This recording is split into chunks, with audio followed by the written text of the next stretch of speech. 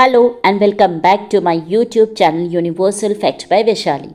So today we are going to start class 11th Business Studies Chapter 9 MSME and the Small Entrepreneurship. इसमें already हम लोग बहुत सारे topics cover कर चुके हैं हमारे प्रीवियस पार्ट्स में. आज हम पढ़ेंगे रोल ऑफ MSME. तो देखिए फर्स्ट रोल क्या कह रहा है. फर्स्ट कह रहा है regional development. It ensure the balance regional development of the country. सबसे पहली चीज़, एक देश जैसे मान लीजिए हमारा इंडिया है, ठीक है. इंडिया में बहुत सारे ऐसे रीजन हैं जहाँ पर कुछ तो ऐसे रीजन है जो बहुत ज़्यादा डेवलप हो गए और कुछ ऐसे रीजन है जिनका अभी भी डेवलपमेंट होना बाकी है, वो डेवलप नहीं है, अंडर डेवलप्ड है, ठीक है. तो यहाँ पर कह रहा है कि जितने भी अंडर डेवलप्ड हैं उन्हें भी किसके बराबर लेकर आना है, जो डेवलप्ड हो चुके हैं, है ना.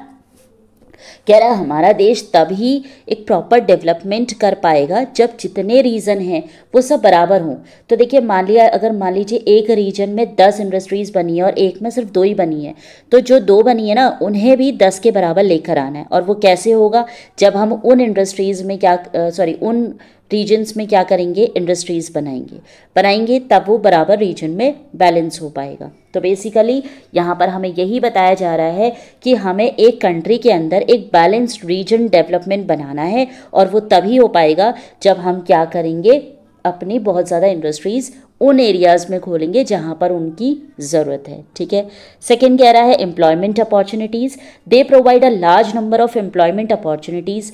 अब क्या होगा, देखिए जहाँ पर जो ऐसे रीजन्स हैं या जो ऐसी कंट्रीज़ हैं, ठीक है, या ऐसे जगह हैं जहाँ पर लोगों को काम नहीं मिल पा रहा है, वो अनएम्प्लॉयड है, तो वहाँ पर क्या होगा, एम्प्लॉयमेंट अपॉर्चुनिटीज़ भी बढ़ेंगी.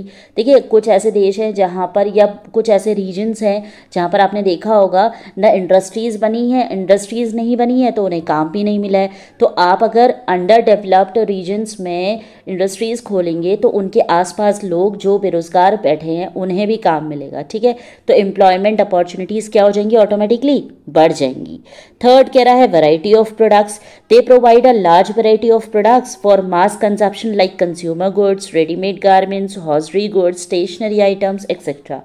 अब देखिए जिन रीजन्स में इंडस्ट्रीज़ बनी नहीं है तो वहाँ पर क्या है, प्रोडक्ट्स भी उनके पास वैरायटी नहीं है, मतलब चॉइस नहीं है. उनके पास जो लिमिटेड चीज़ें उनके पास पहुँच पा रही हैं, बस वो उसी को ही क्या कर रहे हैं, यूज़ कर पा रहे हैं, कंज्यूम कर पा रहे हैं.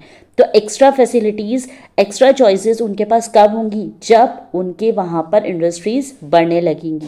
तो कह रहा है अगर ज़्यादा वैरायटी ऑफ प्रोडक्ट्स हो पाएंगे तो उससे क्या होगा, लोग ज़्यादा कंज्यूम कर पाएंगे.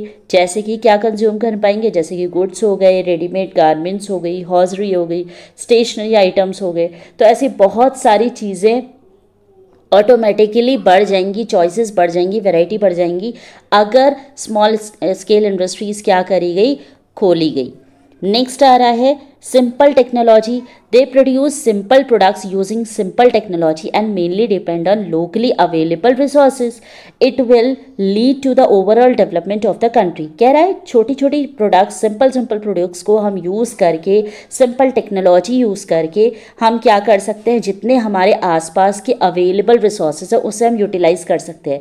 देखिए बहुत सारी ऐसी इंडस्ट्रीज़ होती हैं जो रॉ मटेरियल्स बहुत दूर दूर से मंगाती है, जबकि वो अपने ही आसपास लोकल रिसोर्सेज को यूज़ करके भी प्रोडक्ट्स को बनाया जा सकता है ना, सिंपल प्रोडक्ट्स बनाया जा सकता है. लेकिन वो क्या करती है, रॉ मटेरियल्स बहुत दूर दूर से मंगाती है, जो कि गलत है. अपने ही देश में अगर हम अपने ही रिसोर्सेज यूज़ करेंगे तो क्या होगा, हमें बहुत ज़्यादा फ़ायदा होगा.